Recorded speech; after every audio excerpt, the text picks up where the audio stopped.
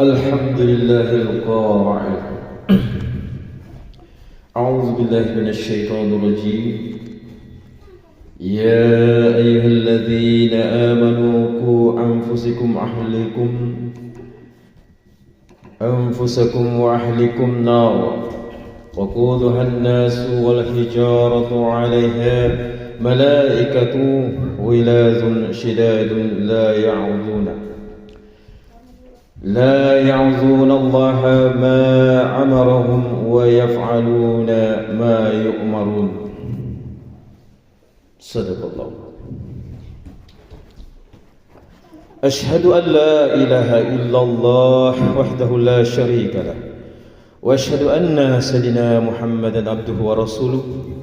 اللهم صل وسلم وبارك على حبيبنا وشفيعنا محمد أشرف الأنبياء والمرسلين وعلى آله وصحبه أجمعين والتابعين لهم بإحسان إلى يوم الدين. أما بعد أيها المسلمون أوصيكم وإياي بتقوى الله. قال الله تعالى يا أيها الذين آمنوا اتقوا الله حق تقاته ولا تموتن إلا وأنتم مسلمون. Sidang jemaah yang dirahmati Allah sekalian, marilah kita bertakwa kepada Allah Subhanahu wa taala dengan sebenar-benar takwa. Taatilah segala perintahnya serta hindarilah segala larangannya. Tumpukanlah sepenuh perhatian pada khutbah minggu ini dan janganlah sibuk dengan perkara yang laga seperti bermain telepon bimbit. Semoga kita semua dikurniakan rahmat serta ridha Allah Subhanahu wa taala. Khatib akan menyampaikan khutbah minggu ini yang bertajuk Rumah Madrasah Pertama Anak Kita. Sidang jemaah Jumat yang dihormati, rumah adalah madrasah pertama bagi seorang anak. Pendidikan yang diterima di rumah sangat penting dalam membentuk akhlak, sahsia dan pegangan agama mereka. Ibu bapa adalah insan pertama yang menjadi contoh dan pendidik untuk utama kepada anak-anak sebelum guru dan masyarakat. Firman Allah Subhanahu wa taala dalam surah At-Tahrim ayat 6. A'udzu billahi minasyaitonir rajim.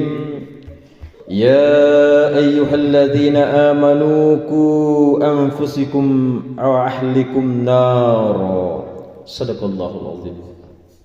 Yang bermaksud, wahai orang-orang yang beriman, janganlah ahli keluargamu daripada api neraka. Ayat ini menjadi dalil yang jelas bahawa ibu bapa wajib mendidik anak-anak mereka supaya menjadi insan yang beriman dan bertakwa. Pendidikan anak-anak tidak boleh dan tidak patut diserahkan sepenuhnya kepada pihak sekolah, pusat asuhan, guru agama atau mana-mana institusi pendidikan semata-mata. Apa yang sangat penting dipahami oleh kita selaku ibu bapa bahawa pendidikan awal yang wajib diserapkan di dalam rumah adalah pendidikan iman dan akhlak. Inilah asas utama dalam kehidupan seorang anak-anak. Tanpa iman, hidupnya kosong. Tanpa akhlak, hidupnya akan merosakkan orang lain. Sidang Jumat yang dihormati, didiklah anak-anak kita dengan tauhid kepada Allah Subhanahu wa taala, cintakan Rasulullah sallallahu alaihi wasallam, rasa takut kepada perkara yang mendatangkan dosa, sayangkan ibadah serta hormat kepada orang lain meskipun wujud perbezaan usia antara keduanya. Tanamkan adab sebelum ilmu, didik hati mereka sebelum diisi dengan pencapaian akademik semata-mata. Lihatlah bagaimana Nabi Muhammad sallallahu alaihi wasallam menjadi suri teladan agung dalam mendidik generasi muda. Baginda Rasulullah sallallahu alaihi wasallam menyantuni anak-anak dengan kasih sayang dan penuh hikmah. Baginda tidak pernah mengherdik atau mencaci, malah memberi ruang kepada anak-anak untuk membesar dengan nilai, bukannya tekanan.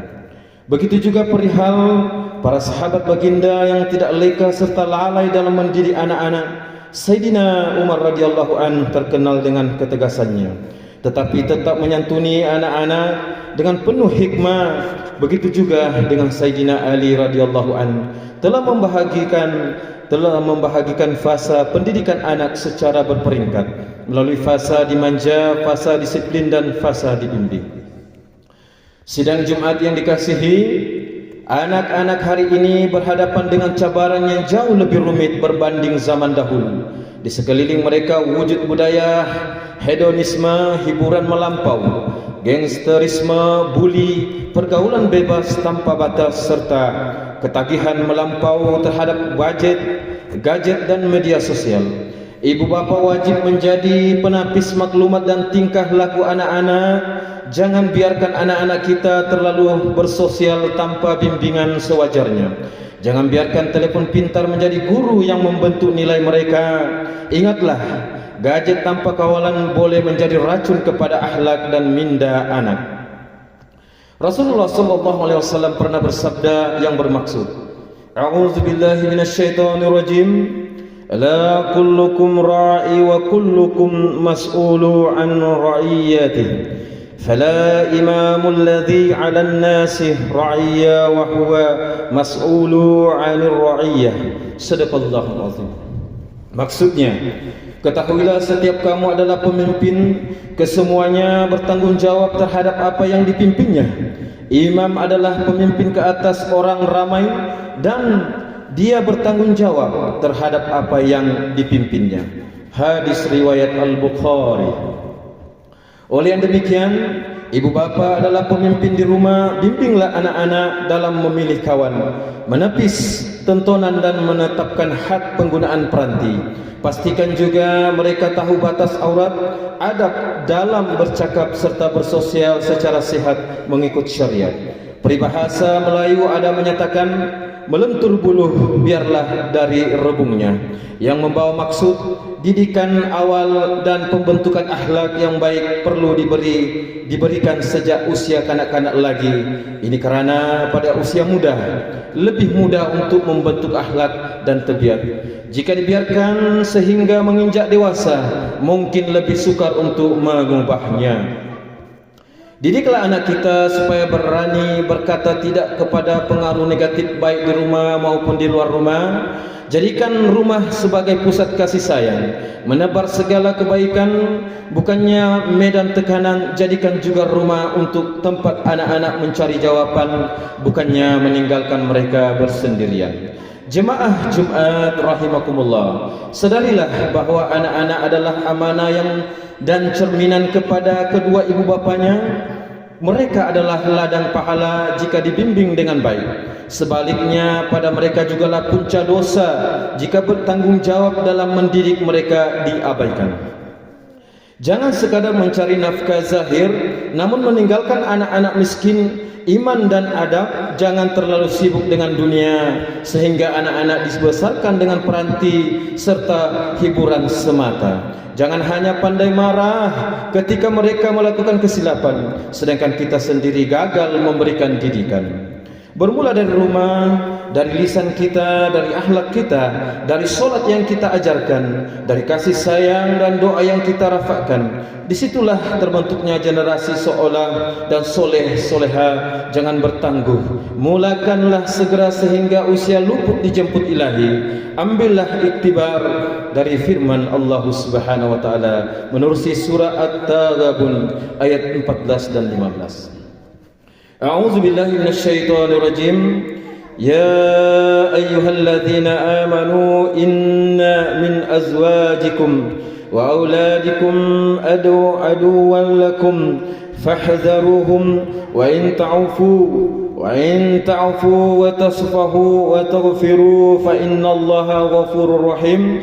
Innama amwalukum wa auladukum fitnah wallahu 'indahu ajrun 'azim. Sadaqallahul azim. Yang bermaksud, wahai orang-orang yang beriman, sesungguhnya di antara istri-istri kamu dan anak-anak kamu yang menjadi musuh bagi kamu. Oleh itu awaslah serta berjaga-jagalah kamu terhadap mereka, dan kalau kamu memaafkan dan tidak marahkan yaitu mereka serta mengampunkan kesalahan mereka, maka Allah akan berbuat demikian kepada kamu. Kerana sesungguhnya Allah Maha Pengampun lagi Maha Mengasihani. Sesungguhnya harta benda kamu dan anak-anak kamu itu hanyalah menjadi ujian, dan di sisi Allah jualah pahala yang besar. Barakallahu li wa lakum bil Qur'anil azim, wa nafa'ni wa iyyakum bima fihi minal ayati waz zikril hakim, wa taqabbala minni wa minkum tilawatahu innahu was samiul alim. Aqulu qawli hadza wa astaghfirullahal azim li wa lakum wa li sairil muslimina wal muslimat wal mu'minina wal mu'minat al ahya'i minhum wal amwat fastaghfiruhu innahu huwal ghafurur rahim. Bismillahirrahmanirrahim. Allahumma shalli ala sayyidina Allahumma shalli ala sayyidina Allahumma salli ala sayyidina wa habibina wa syafiina wa maulana walhamdulillah.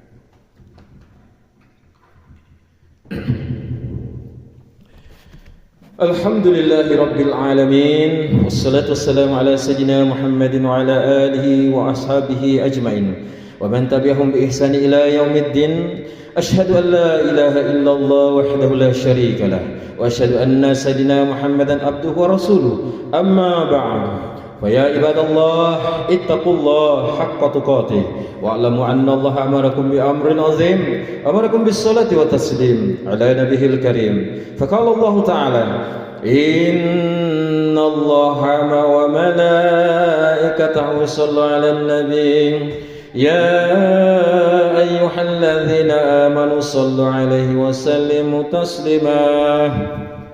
اللهم صل على سيدنا محمد وعلى آل سيدنا محمد كما صليت على سيدنا إبراهيم وعلى آل سيدنا إبراهيم وبارك على سيدنا محمد وعلى آل سيدنا محمد كما باركت على سيدنا إبراهيم وعلى آل سيدنا إبراهيم في العالمين إنك حميد مجيد.